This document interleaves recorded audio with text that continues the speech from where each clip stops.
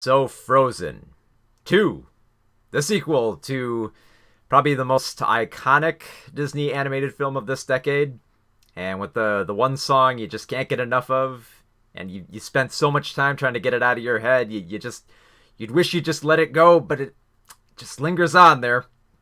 And sure enough, yeah, Frozen has kind of lingered on for the longest time. I mean, yeah, the constant playing of the soundtrack, the merchandising that was going on with it, the numerous shorts, including a half-hour Christmas special they put in front of Coco like 2 years ago.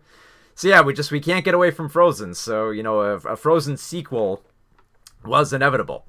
Now, the more I thought about the first Frozen movie, I thought, at first I was kind of underwhelmed by it, but the more I thought about it, it's like, you know what, the film is actually kind of clever. It's got some cute characters to it. It's got some nice chemistry. The animation is vivid and beautiful, unlike a lot of it's very distinct from a lot of other Disney animated films. Um, the soundtrack is actually pretty good, and I really admire the twist they kind of take with the characters and the climax there. It's something I didn't quite expect to see out of a Disney fantasy princess film, especially from the Walt Disney CG animated studio, separate from Pixar, obviously. So I was kind of intrigued, like, okay, so we're coming back to Frozen 2. So what more do we have to do with Frozen 2? And it's like, well, there's a little bit more to explore here, but at the same time, I feel like there's even by the end of this picture, I still feel like there's even more left to explore here, and they've only kind of like scratched the surface of something much more intriguing about Frozen. So the story for this picture is that Elsa and Anna are now ruling over Arendelle, their kingdom, and they're reminded of their childhood when their father told them the story of the Enchanted Forest. Like, I believe it's literally called the Enchanted Forest. So there were like people who lived on their island as well, who dwelled in the forest and weaved magic, and there was kind of like a peace and a harmony between the people of the kingdom and the people of the forest. So obviously, the whole man-nature deal. But then a little problem happened. They don't quite say what the problem was, but now the two sides are at war with each other, and the forest has kind of become like a mysterious haunted place where no one can tread. Well, that story has kind of like lingered in the minds of Anna and Elsa, particularly Elsa, once again voiced by Idina Menzel. She is starting to literally hear the call of the wild, calling out to her, saying like, "There's some history here that's left unresolved." Why it happens now, I'm not quite sure. It just seems to kind of like come about. But she realizes there's like spirits of nature and the forest that are just not gonna let this little rivalry go. There's something going down out there. So essentially, that's the adventure that we're going on here. There is some interesting stuff. Like, I do like that Elsa is still trying to come to terms with her powers. She had the power to make ice and snow, and she still doesn't feel comfortable with herself. So I kind of like that they focus on that a little bit more.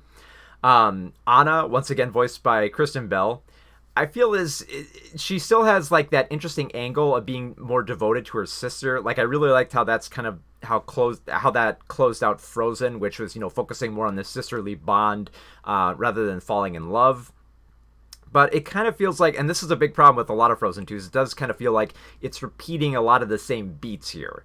So yeah, obviously, Anna cares a lot for Elsa and doesn't want Elsa to run off on her own, which is what she did in Frozen. And once again in Frozen 2, they do the same thing. They do pretty much the same thing here. Elsa keeps pushing Anna away, and Anna's got to, bring her back into her. We have Jonathan Groff once again playing Kristoff. And this time, he's pretty much become Anna's boyfriend, and he's seeking to take the relationship to the next level, but can't quite find the right time to propose, and that's pretty much the extent of his character. That's like the running gag here. The most interesting character, I think, though, that's returning here, that has the most interesting, I guess, interesting personality and philosophy is Olaf. Now, Olaf, once again voiced by Josh Gad, the talking snowman, with a nice set of pipes for singing. He, in this film, immediately from the first scene, he's becoming a little bit wiser, and he's starting to question mortality. It's currently fall in the kingdom, and he's questioning, how like the leaves die. Well, does that mean other stuff die? Does that mean that nothing can really last in this world? And I thought, wow, that's kind of like a different take on Olaf. It's kind of like how, if anyone remembers, like like the Rankin Bass Frosty the Snowman animated special where he said like, I'm alive. What a nice thing to happen to a guy like me. This is kind of like if they took that to the next level of thinking like, oh well, why do I exist, and how much longer do I have in this world, and how much of this world will last? Because they established that some things may never change, but a lot is changing. Like stuff deteriorates, stuff decays, stuff dies, and nothing really lasts forever.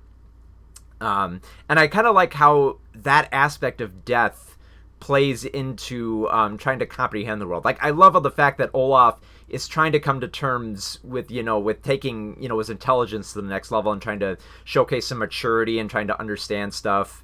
I especially love when they go into the Enchanted Forest and he's being basically like hunted and tortured by all these angry spirits of the forest. He's kind of like, this is fine. This is just part of life. This he has this very interesting angle to him that I wish was just a little bit more explored, because I kind of dug his arc. There's a lot more going on here. Like they delve into the past of Anna and Elsa, and they don't quite like what they see. There's some great visuals, obviously. The visuals. The visuals are kind of interesting because they do play around with a lot more elements. Obviously, they're going to the forest, so there's going to be a lot more, like wind and leaves, and there's going to be different spirits of the forest. Like there's a cute little fire demon that looks like a little lizard set on fire. There's a spirit of water that kind of takes the form of a horse made entirely out of liquid. Some neat visuals there. But it's strange because a lot of times when they want to have like certain musical set pieces, because obviously there's going to be a lot of musical numbers here, and thankfully there's a lot of original songs. I don't quite know if they're earworms. In all honesty, I don't think I can say they're going to be earworms, but that's kind of like where I'm at right now. Moana at first I didn't think would be earworms, but then a little bit after that it happened. I could be wrong, but right now a lot of the songs are not really sticking in my mind right now.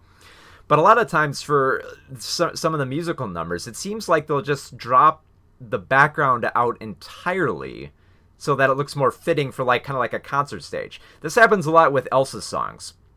Elsa has, I believe, 2 or 3 different musical sequences, and usually when they happen, the backgrounds tend to drop out, and they tend to focus on a little bit more of minimalism with light and particles all about. And I'm kind of torn between whether it looks very bold or whether it's too intentional on staging it as a concert. Contrast this with probably my favorite song in the film. There's a moment where Kristoff is kind of frustrated with trying to propose to Anna, and basically breaks out into kind of like a 1980s solo love ballad, and he does it, and they stage it so it kind of looks like like an 80s music video. Like they try to stage pine cones look like microphones, and try to pretend like he's in a studio, and try to make it seem more fantastical and a little bit more overproduced. And I love that sequence because it's so earnest. It never winks at the camera. It always keeps the tongue firmly in its cheek here. That I'm kind of like, okay, you know what? For how earnest they are with this and not trying to wink at the camera, I actually really love this sequence. I do. It's interesting that this film brings up so much great stuff, and then I feel like it really doesn't culminate here. When they dig into the history of Anna and Elsa and what happened to their parents and what happened to their grandparents as well that led to this legacy of Arendelle, I found intriguing, but then I wasn't sure how much further they were going to take with this and how much they were going to focus on it, especially because once they delve a little bit more into the whole man versus nature type deal, they kind of cop out here, because this is a film that was talking a lot about death, and it seems like at one point, it seems like they're trying to focus on not being afraid of death and realizing that new stuff can come about, to basically recognize, that life can come and life can go. but that we have to learn from the past and we have to look forward into the future here. And it brings this sort of weird mixed message and how it builds up all these different themes, and then at the end just kind of resolves it kind of a little bit too quickly with a happy ending where everyone's together and everyone's back on track and everyone's safe and fine. When I don't know, maybe it's just maybe it's just because the film talks so much about death. I expected there to be something a little bit more heartbreaking or a little bit tougher to accept, just a little bit more. I don't know. Maybe they didn't want to go that far because they didn't want families to leave in dour spirits. But yeah, I wish there could be more here because there's too much. There's just too much they focused on here. They focused on learning from the past, man versus nature, coming to terms with yourself, sisterly love, trying to find the right time to propose, trying to contemplate your own mortality. Feeling like trapped and confined and stuck in the past here. Like at one point they run into a long lost army commanded by Lieutenant Destin, voiced by Sterling K. Brown, which is great. I love hearing Sterling K. Brown, especially I love him in this role. But there's so much else going on here. Like there's a whole bunch of other supporting characters as well here that are introduced that I don't feel we get enough time with because we're trying to balance so much stuff to do with these characters that I feel like a lot of the themes and messages of this film kind of get lost along the way, and with all like the music and all the flashy animation showcasing. That being said, for having this kind of music and for showcasing some animation that I think is a little bit more ambitious than the first film, I kind of gotta give it credit. I do love these characters. They do have some great chemistry. I did laugh a lot at Josh Gad playing Olaf, not just for his death talk, but also for, just small little bits here and there. There's a great sequence where he tries to sum up the entire first film in his own weird way that is actually pretty adorable. So yeah, I laughed along here and there, and I do like some of the music here. I don't know if there'll be earworms, that remains to be seen. A year from now I could be saying, what the hell was I thinking? Of course this is an earworm. So we'll just have to see how that goes about. But for not really capitalizing on a lot of these themes, I can't shake it. Especially because I kind of joked about this, but the story they play up here kind of reminds me a little bit of Annihilation. You might remember that film from last year where Natalie Portman and a whole bunch of women go into like this alien void to try to figure out, what's infecting, why people can't come out of it and why they're trapped there. It kind of has somewhat of a similar staging, so I guess I had fun comparing it to that. I just feel like there's more to explore here, and I feel like it just kind of phones most of this stuff in. Which is kind of sad because I do like these characters, I do like this world, and I love the chemistry of these characters. But I feel like there's some missed opportunities here. So I mean, it's for like kids will love it. I still had fun with it. There's, like I said, great music, but not quite enough here where I can say it's better than the first Frozen film, or even like one of the the better films of the Walt Disney CG studio. It's a good film, but it's not quite there where it topples Frozen. So for Frozen 2, 3 out of 5 stars.